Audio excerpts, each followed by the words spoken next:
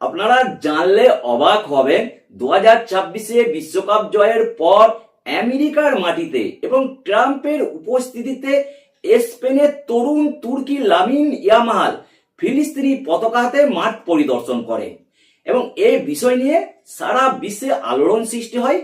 এতে রেগে গিয়ে ইসরায়েলের প্রতিরক্ষা মন্ত্রী এক্স হ্যান্ডেলে একটি পোস্ট করেন, যাতে বলা হয়েছে লামিন ইয়ামালের এই কাজ ইসরায়েলের বিরুদ্ধে আসলে ঘৃণাকে উস্কে দেয় এমন এক সময় যখন ইসরায়েলের সৈন্যরা হামাস নামে একটি সন্ত্রাসী সংগঠনের সঙ্গে লড়াই করছে।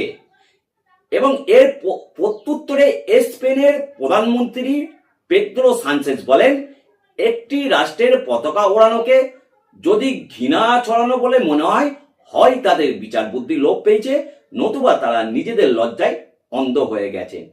ডেয়ার ভিউয়ার্স, একটি পতাকা এবং দুটি ভিন্ন প্রতিক্রিয়া।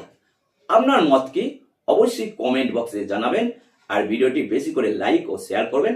আর এরকম গুরুত্বপূর্ণ ভিডিও পেতে চ্যানেলটি অবশ্যই সাবস্ক্রাইব করে রাখবেন।